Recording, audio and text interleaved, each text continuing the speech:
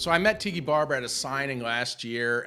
It was called the Big Blue Signing Event. It was somewhere in North Jersey at one of these hotels by George Washington Bridge. He was a terrific guy, but most Giants fans are either like cold or lukewarm about Tiki. It's not even like hot or cold. It's either like you're cold on him or you're like lukewarm on him, which I think is ridiculous because and it's unfortunate because if you look at his career stats, they're absolutely terrific. Second round pick, 1997 draft, right out of University of Virginia. He came in following some bruising running backs for the New York Giants. Otis Anderson, right? O.J. Anderson, Rodney Hampton. But Tiki was not that kind of player. He was a scat back. He was a speed guy. He wasn't like an in between the tackles bruiser. He takes the ball outside, catches passes out of the backfield. He could break the big one.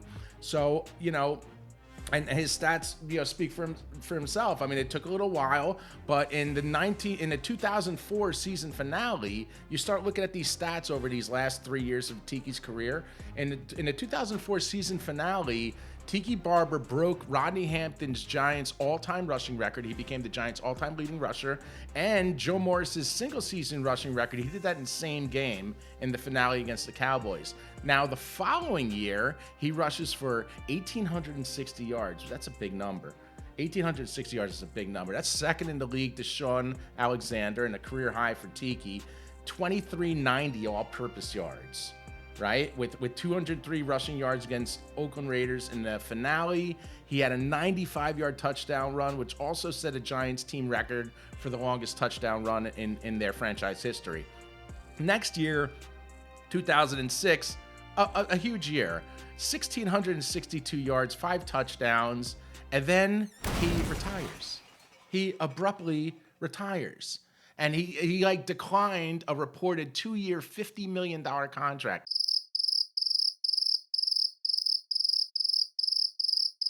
The Giants were willing to give him $25 million a year, and he walked away. And then there was some disparaging comments about the Giants and Eli Manning and whatever. But in the very next season, the Giants go on to win the Super Bowl by beating an 18-0 Patriots team, right? One of the greatest upsets in sports history. And Tiki was present there to cover the event, but most of his teammates and Giants fans, again, not giving him love, because of his the things that he had to say about his former team and his former teammates. So, all things considered, that's Tiki. But, he finished his career with all-time leading rusher and was inducted into the Giants Ring of Honor in 2010.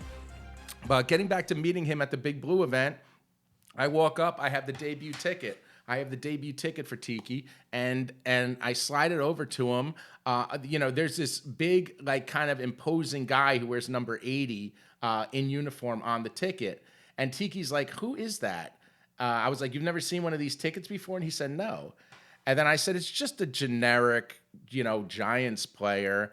Yeah, and he's like, "It looks like Mark Bavaro." I go, "Well, he does look like Mark Bavaro because he's wearing number 80 and he's kind of like larger than life."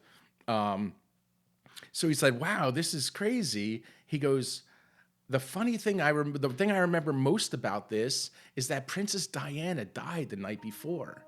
And I was so nervous going into the game, and I really got some perspective after that, and I just relaxed and I played, and he scored his first touchdown. He scored his first NFL rushing touchdown in that game. But that was really, really crazy to think about. This is, August 31st, 1997. Princess Diana dies the day before, terribly, in that car crash.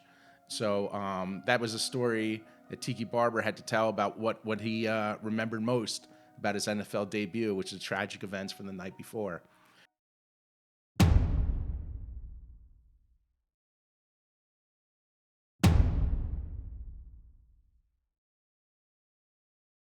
So, Tiki Barber, NFL debut, very good guy, legendary New York Giant. This is Dave Cat. I'm the Ticket Bastard, Iconic Sports Media.